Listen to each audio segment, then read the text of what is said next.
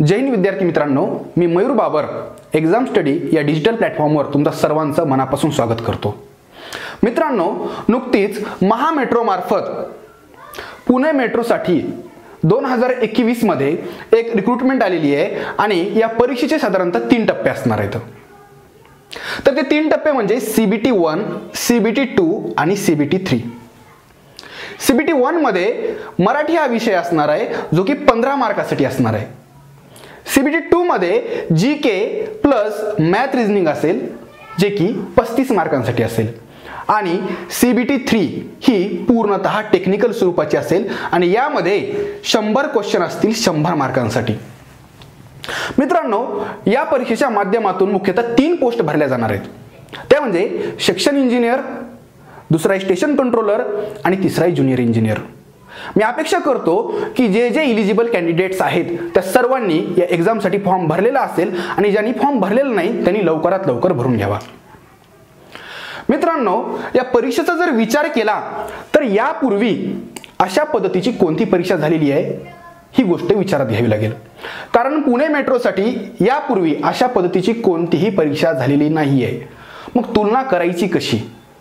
तुलना आवश्यक आहे, त्याचं कारण या एग्जाम मध्ये जे काही प्रश्न येणार आहेत ते प्रश्न कोणत्या स्वरूपाचे असतील, त्यांचं वेटेज कसे असेल आणि त्यासाठी आपल्याला रेफरन्स कोणते क्वेश्चन्स मार्केटमध्ये मिळू शकतात का, ह्या गोष्टी महत्त्वपूर्ण आहेत। बरेच जण मुंबई मेट्रोच्या किंवा दिल्ली मेट्रोच्या ज्या काही प्रश्नपत्रिका आहेत त्या सॉल्व्ह करतायत, पण ते तेवढं संयुक्तिक असणार नाही। त्याचं कारण पुणे मेट्रो ही महा मेट्रो या कॉर्पोरेशन अंतर्गत येते।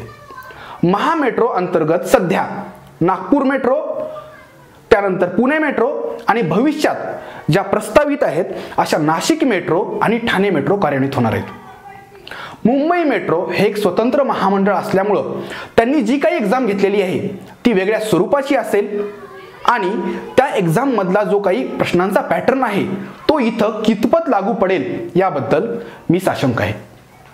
तरी देखील माझ्या मते आपण नागपूर मेट्रोचे क्वेश्चन्स रेफर केले तर ते जास्त फायदेशीर ठरेल। आजच्या या व्हिडिओमध्ये आपल्याला मुख्यतः CBT 1 वर फोकस करायचं आहे। मित्रांनो, पूर्वी पाहिल्याप्रमाणे CBT 1 मध्ये फक्त मराठी हा विषय आहे आणि आनंदाची गोष्ट अशी आहे की महाराष्ट्रातील विद्यार्थ्यांसाठी हा घटक फायद्याचा आहे।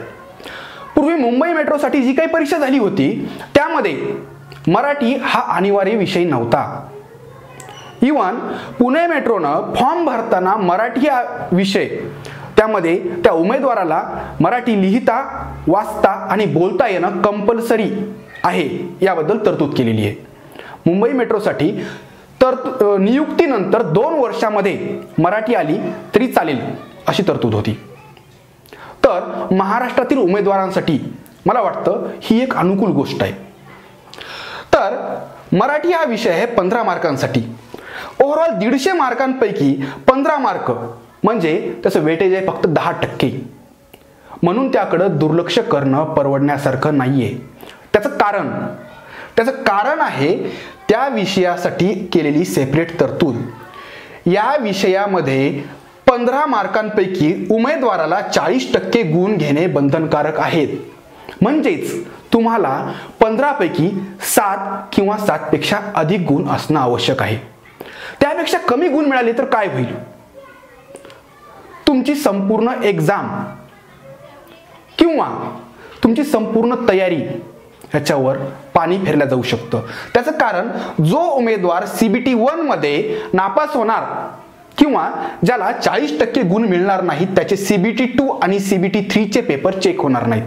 त्यामुळे निश्चितच हा विषय सगळ्यांसाठी अतिशय महत्त्वपूर्ण आहे। मित्रांनो, आपल्याला हे पाहावं लागेल की आता मराठीमध्ये तयारी नेमकी कशाची करायची।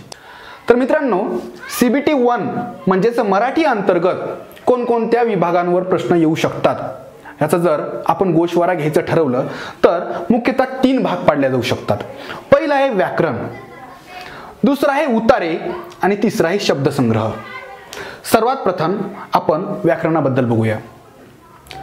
विशेषतः विद्यार्थ्यांना हा भाग किचकट आणि थोडासा अवघड वाटतो, मग व्याकरणाअंतर्गत कोणकोणत्या घटकांवर प्रश्न विचारले जाऊ शकतात याबद्दल आपण थोडीशी संक्षिप्त माहिती बघूया. प्रथम येते ती म्हणजे मराठी वर्णमाला. तर मराठी वर्णमालेअंतर्गत कोणकोणते घटक येतात, तर त्यामध्ये येणार स्वर, स्वरादी आणि व्यंजने. दुसरा आहे संधी. संधीचे मुख्यतः 3 प्रकार पडतात.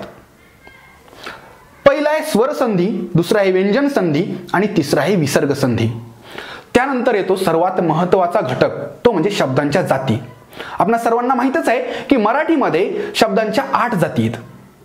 त्यामध्ये नाम, सर्वनाम, विशेषण, क्रियापद हे पहिले 4 आणि त्यानंतर क्रियाविशेषण, शब्दयोगी अव्यय, उभयान्वयी अव्यय आणि केवल प्रयोगी अव्यय असे संपूर्ण मिळून 8 शब्दांच्या जाती आहेत.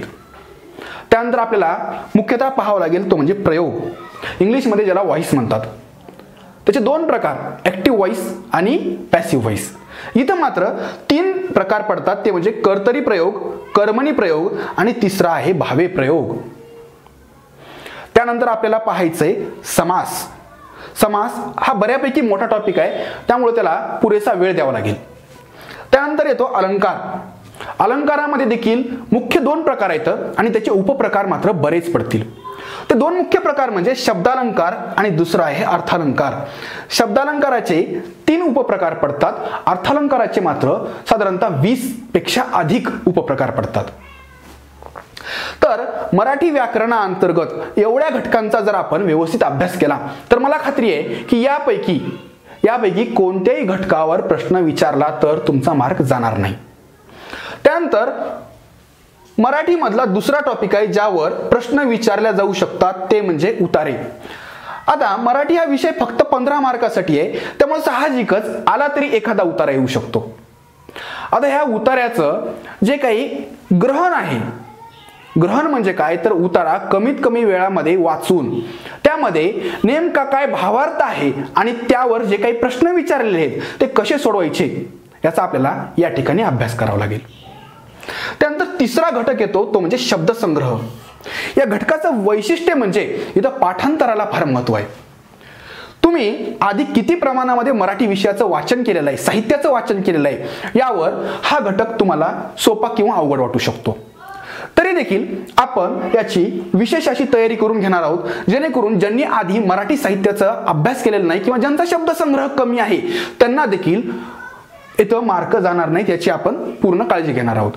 त्यामध्ये कोणकोणते टॉपिक्स आहेत ते बघूया. तर पहिल्यांदा आहेत समानार्थी शब्द, त्यानंतर प्रश्न येऊ शकतो विरुद्धार्थी शब्दांवर, त्यानंतर म्हणी, वाक्प्रचार आणि सर्वात महत्त्वाचं जिथं व्याकरणाचे नियम माहीत असणं आवश्यक आहे ते म्हणजे शुद्ध आणि अशुद्ध शब्द ओळखा. तर मला वाटतं विद्यार्थी मित्रांनो, हे एवढा जर अभ्यास केला आणि एवढे घटक आपण जर पूर्णपणे आणि कोणताही घटक न वगळता हा सिलेबस जर पूर्ण केला तर 15 पैकी 15 मार्क नक्कीच मिळणार आहेत. विद्यार्थी मित्रांनो, आपल्या एक्झाम स्टडी या प्लॅटफॉर्म मार्फत आपण या पुणे मेट्रोसाठी स्पेशल अशी एक बॅच चालू केलेली आहे.